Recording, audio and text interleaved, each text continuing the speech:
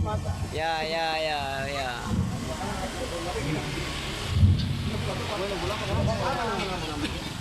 Ya. Kami tidak anarkis. Ya, ya, ya, ya. Baik, baik, baik. Kasih mic satu. Kita bikin konten kreator. Ayo Pak, gimana perkembangan BTP-nya Pak? Santai saja.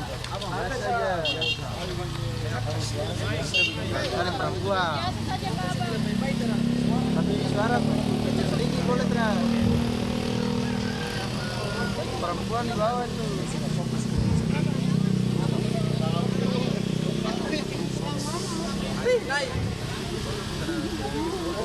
Tapi jangan suara besar.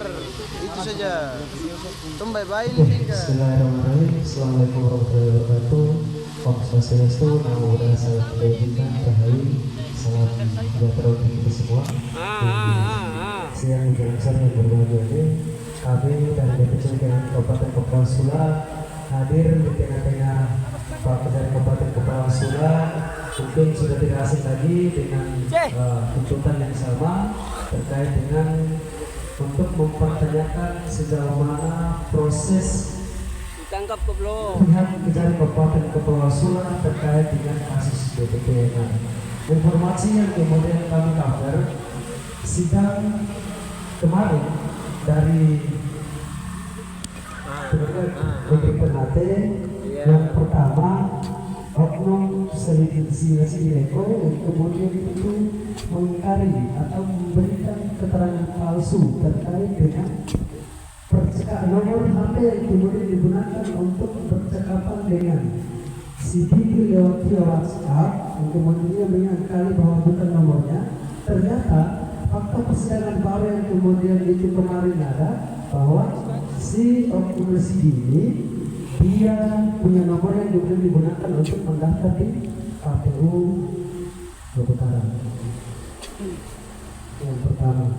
Terus yang kedua, kami juga mempertanyakan terkait dengan Direktur PTH si Yusri yang kemudian itu kemarin kenapa kami datang, Bapak mengatakan bahwa Yusri ini sudah ditetapkan sebagai DPO, daftar pencarian orang. Akan tetapi sampai detik ini si Yusri ini belum juga ditetapkan sebagai tersangka. Padahal dia sudah ditetapkan sebagai DPO. Itu yang kedua. Yang ketiga, kami meminta juga kepada Kejari Kabupaten Kepulauan Sula terkait dengan proses penyidikan maupun penyelidikan yang kemudian digunakan oleh Kejari Kabupaten Kepulauan Sula untuk diminta keterangan dari berbagai macam orang yang kemudian pernah kemarin kami rekomendasikan. Kami juga meminta kepada Kejari Kabupaten Kepulauan Sula panggil Vivian Adeningsimus sebagai Bupati Kabupaten Kepulauan Sula yang kemarin kasih foto itu untuk diperiksa terkait dengan kasus BTP karena ada dugaan keterlibatan Vivian juga di dalam, karena Puan itu adalah salah satu oknum yang kemudian itu jadi donatur di Pilkada 2021 untuk Vivian Adeningsimus, sehingga sesuai dengan hasil percakapan ini dengan si oknum sendiri ada keterangan di dalamnya bahwa ini perintah pimpinan, perintah si Puan dan Vivian Adeningsimus untuk percepatan pencairan anggaran itu, sehingga kami datang, kami membutuhkan jawaban pasti dari Bapak Kejari Kabupaten Kepulauan Sula selaku yang berkuasa dalam proses kasus. Oke, mungkin saja mungkin bisa dijawab oleh Bapak. Assalamualaikum warahmatullahi wabarakatuh. Terima kasih. Assalamualaikum warahmatullahi wabarakatuh.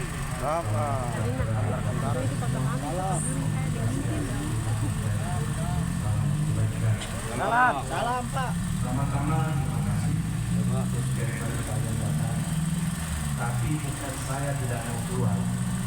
Kamu harus melihat. Enggak apa-apa Pak, kami nggak butuh dimuliakan. Ini agama. Sudah ke inti aja Pak, itu persoalan. Kami juga tamu Pak. Jadi sampai saat ini kami masih tetap bekerja dan proses. Kita tidak mungkin langsung melakukan hal-hal yang di luar ketentuan hukum berlaku. Masalah adanya dialog dengan bukti yang disampaikan terdakwa di persidangan. Berapa kali saya bilang itu fakta persidangan yang kita butuhkan fakta dari majelis hakim yang mendengar memeriksa perkara itu masih tetap diproses. Kemarin kita panggil juga ini dia mengirimkan surat katanya ada keluar kota, saya tidak tahu. Iya betul, lalang. Tetap kita proses, tetap kita. Ya, kalau kalian tahu apa benar apa tidak kan bisa jadi informasi buat kami. Jadi saya sampaikan kepada anggota tim saya, panggil lagi. Jadi semua itu berproses, semua berproses. Jadi kita tuh pakai hukum acara, kita pakai ketentuan hukum yang berlaku. Tidak ada yang tidak berproses berproses. Ustaz, terkait dengan Direktur PPH dan Komunikasi Bapak sebagai Direktur PPH kami kemarin sudah kirim orang untuk mencari ke Makassar. Masih belum ketemu. Pak, di negara Republik Indonesia satu ini, kalau persoalan narkoba dan sebagainya paling cepat ditangkap, orang korupsi paling lama ditangkap di negara Republik Indonesia satu ini. Makanya kami menduga bahwa kinerja dari Kepala Sula terkait dengan proses penangkapan Yusril ini Pak cari takut terhadap si Yusril ini, makanya saya mau tangkap. Saya tidak pernah takut. Kalau takut tidak takut saat tantang. Saat tantang untuk bekerja tepat di bawah cepat tangkap si Yusril dan kemudian tak sebagai tersangka. Semua kan berproses. Proses apa lagi Pak? Kita tunggu pada 1 kali 24 jam, 2 kali 24 jam.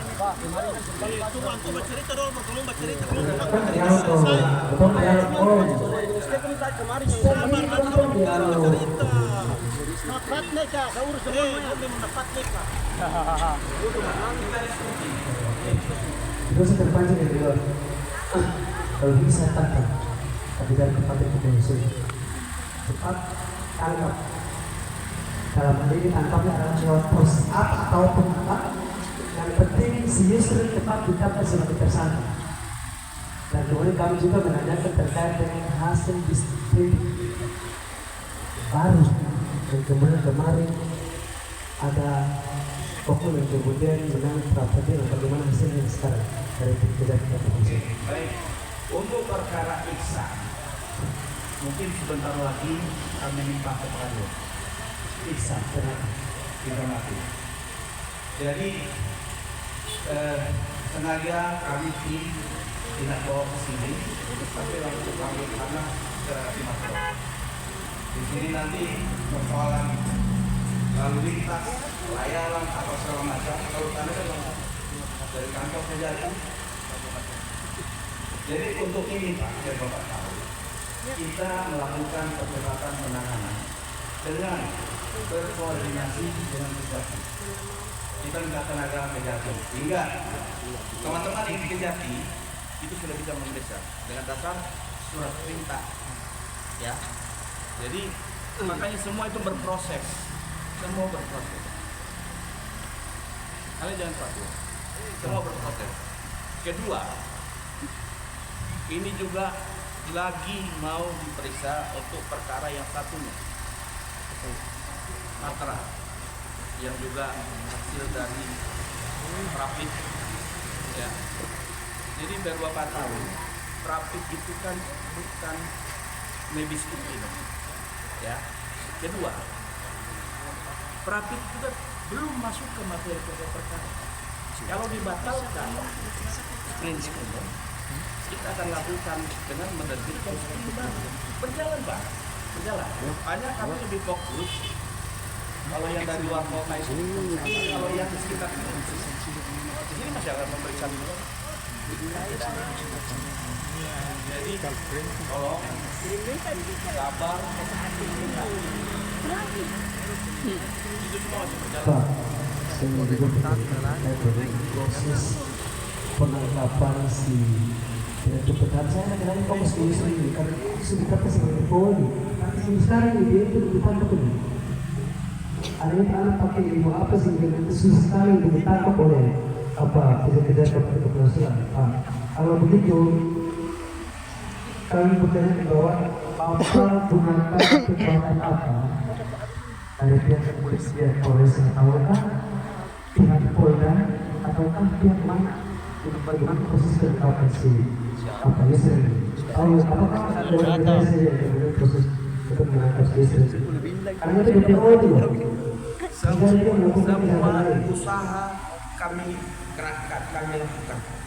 Ya. Kalau begitu saya sarankan ke diskusi menyurat kepada Polda Maluku Utara ataupun Polres Kabupaten Kepulauan Sulawesi untuk segera tangkap Sibindi. Surat. Kalau memang kekuatan yang Bapak pakai itu sangat lambat dalam proses ini. Jadi biar Bapak tahu Pak, ya kami langsung ke Kejagung sudah sampaikan. Tim tabur. Makanya masalah waktu. Buron itu jangan berlena-lena kalau bahwa dia tidak bisa ditangkap. Mimpi. Bapak sabar. Kita tetap masih bekerja. Begitu Pak. Assalamualaikum warahmatullahi wabarakatuh. Pak, mungkin sudah hampir 20 kali lah kami dari PCG Sulam menggelarkan aksi dengan tuntutan mempercepat untuk menetapkan Lesi Leko sebagai tersangka. Namun salah satu jawaban yang sangat masih bagi kami adalah proses. Seringkali kami ulangi terus bahasanya bahwa kemarin dinyatakan bahwa saksi keterangan daripada almarhum Bahrudin Sibila, namun dia sudah almarhum, entah mungkin keterangan itu dipakai oleh pihak negara atau tidak. Kemudian keterangan juga dari Pak Ibrahim Sanaba, keterangan yang sama adalah berbeda dari Pak Bupati. Kemudian begini, ya, ini sudah tentang itu. Kemudian terkait dengan proses berjalannya Lesi dengan kasus ini, bahwa kemarin yang kemudian dipost oleh salah satu media Klesa terkait dengan temuannya Alkes di sekretariat PBB, entah itu dipakai oleh negara atau tidak, tapi itu menjadi pegangan bagi kami. Kemudian terkait dengan percakapan Presiden sendiri, itu pun Pak Kajari menyampaikan bahwa itu saja belum bisa dijadikan sebagai alat bukti. Ya, ini juga bukti baru dari pihak KPU bahwa nomor yang kemudian digunakan oleh Lesi di dalam percakapan dengan Dindi itu betul milik nomornya WhatsApp-nya Lesi, nomor WA-nya Lesi, karena terdaftar di KPU dia sebagai caleg anggota DPR dari partai PBB. Kira-kira keterangan yang kemudian dimenyangkali oleh Lesi Leko bahwa itu bukan dia punya nomor WhatsApp, tindakan apa yang perlu diambil oleh kejar Kabupaten Kepulauan Sulawesi? Ia menyangkal, namun terbukti dari KPU bahwa itu adalah nomor daripada Lesi Leko. Kira-kira fakta daripada dia menyangkal, aturan apa, pasal berapa yang kami mintakan oleh dia kejar Kabupaten Kepulauan Sulawesi? Karena menyangkal itu pun dia mengandung unsur pidana, dia menyangkali nomor WhatsApp, keterangan yang berbohong. Sedangkan terbukti ini kan, bahwa itu adalah nomor WhatsApp-nya Lesi. Kira-kira tindakan apa yang kemudian diambil PKJ Kabupaten Kepulauan Sula. Karena bagi kami itu sudah betul-betul bahwa Lesidi Leko itu bisa ditetapkan sebagai tersangka. Jika masih dibutuhkan waktu, ya kemarin juga kami aksi di sini dengan dalil dengan tujuan menggalangkan dana untuk berikan kepada Kejari dalam arti sebagai bantuan kami, siapa tahu bisa salah satu jaminan untuk Pak jadikan sebagai tiket dan lain keberangkatan cari pelaku. Jadi ini kami datang dengan sumbangsi dari DPC GMI Kabupaten Kepulauan Sula karena kami menduga pelaku-pelaku ini pasti disogok. Salah satunya Bimbi terima uang, jadi dia ditetapkan sebagai tersangka. Jadi ini kami dari DPC GMI Kepulauan Sula semuanya kami datang bawa 2 amplop sebagai partisipasi kami. Ini salah satu dari masyarakat sebagai kami membantu pihak Kejari Kabupaten Kepulauan Sula. Entah mungkin dengan uang ini bisa membantu Kejari untuk tetapkan Lesidi Leko sebagai tersangka. Kalau mungkin uang besar kita bisa keluar di sini. Ini bentuk dari kejuan kami. Karena Lesidi Leko itu sudah selain ditetapkan sebagai tersangka. Itu saja. Jadi Kalau terterima supaya bapak-bapak dan ibu tahu, ya, kalau proses hukum kita tidak bisa bicara di tengah jalan atau semua itu di BAP, Pak. Di BAP, Bapak tidak tahu. Lesidi Leko sendiri kita panggil kemarin dia tidak datang. Ya, kita panggil kedua. Jadi dia berkirim surat dengan alasan ada kegiatan partai. Kita tunggu dia ke sini. Kita akan wawancara dia. Tentunya ya biar Bapak tahu itu semua yang berkaitan akan kita tanyakan. Bahkan ini Bang, tunggu dulu. Boleh. Sampai saat ini juga kami masih bekerja, Pak. Ini udah panggilan kedua. Tinggal saya tanda tangan, kita layangkan. Panggilan terus ya Pak? Loh, Panggilan terus. panggilan juga itu kan hukum. Ada ketentuannya. 3 kali tidak dipanggil kan ada aturannya. Pak, kalau Pak cuma pedomannya dengan bahwa memanggil adalah bentuk daripada aturan, menjadi pertanyaannya bahwa Lesidi ini sudah lagi ditetapkan sebagai tersangka. Jadi kalau tidak bisa ditetapkan sebagai tersangka, pertanyaan menggunakan aturan apa Pak? Cuma sebatas. Aturannya ada di dalam undang-undang, Pak. Jadi pedomannya cuma itu saja Pak. Panggilan-panggilan saja sebagai pedoman hukumnya begitu Pak. Kita ini berproses, Pak. Ya. Terus terserah Bapak kalau Bapak mempunyai pemikiran seperti itu. Kita tidak mungkin melakukan tindakan hukum tanpa dasar hukum. Pak, kemarin dari kejaksaan penuntut umum jelas-jelas bahwa Lesidi ini bisa ditetapkan sebagai tersangka karena nomor WhatsApp-nya saja sudah terdeteksi dari KPU bahwa itu nomornya. Kan dia menyangkal keterangannya itu, jadi bisa ditetapkan sebagai tersangka Pak. Jadi ini bukti baru, masa bisa ditetapkan sebagai tersangka. Siapa kita lagi periksa, Pak? Kita sudah panggil dia tidak datang. Alasannya, ya kita kasih waktu. Aduh, itu sama saja membiarkan koruptor merajalela di daerah ini Pak. Tidak seperti yang Bapak pikirkan. Ya pasti begitu. Itu kemampuan Kejari Sula. Terserah Bapak. Tong pulang. Terserah Bapak.